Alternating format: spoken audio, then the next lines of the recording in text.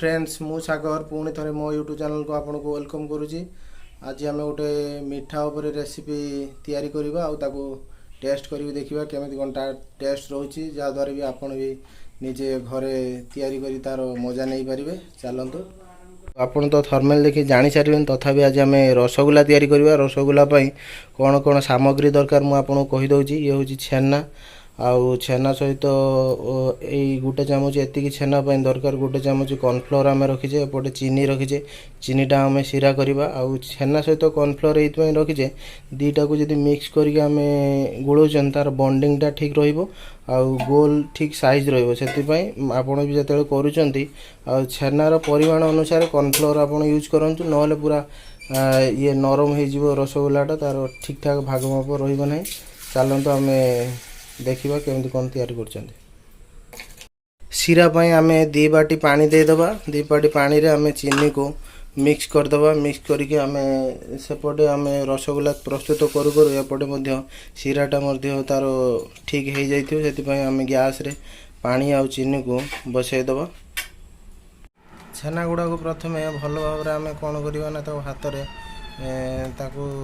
Press करी पापुली रे ताको छोट छोट खंड करदे कारण आम मार्केट जिते छेना आनी घरे तैयारी करवा से छेना गुड़ी बड़ बड़ खंड थे आम पापुली रे प्रेस कर छोट छोट खंड करदे ता सहित छोट छोट खंड हो सारापर कॉर्नफ्लोर गुणेबा।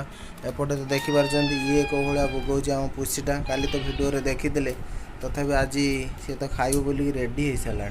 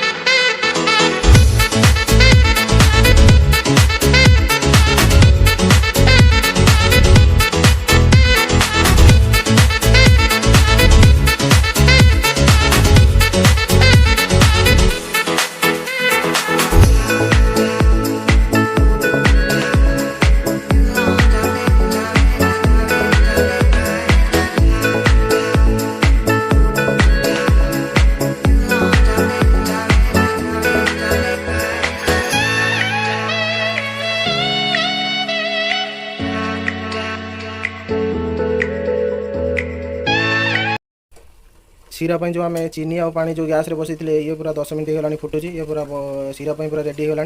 अब आम सीरा रे छाड़ा रसगुल्ला जो तैयारी करते गोटे गोटे कर छाड़ा।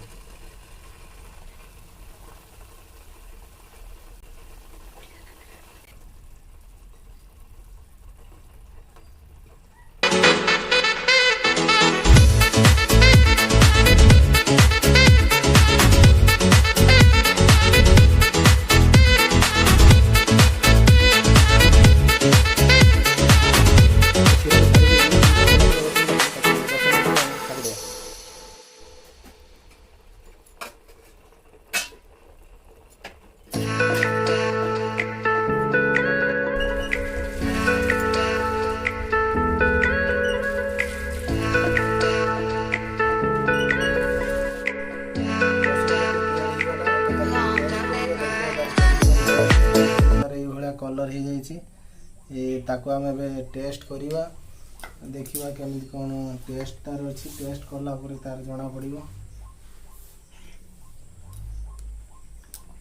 टेस्ट बहुत भल अच्छी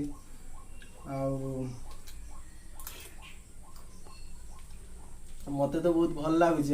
आपण मैंने भी घर तैयारी करी खाइला परे तार घर जो घर तैयारी कले जो टेस्टा आप नहीं पारे।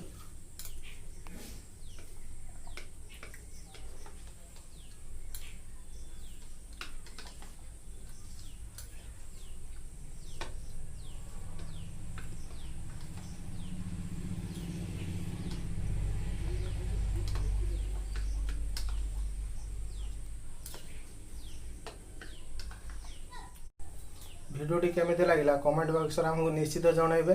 आ भिडियोटी जदि आपको भल लगी तो लाइक करेंगे। जदि आम चैनल आप नुआ ताले सब्सक्राइब करी पाखरे थिबा बेल आइकन प्रेस करदेवे, जहाँफल कि सर्वप्रथम आप नुआ नुआ भिडियो आम चैनल देखिपारे। रही जय जगन्नाथ।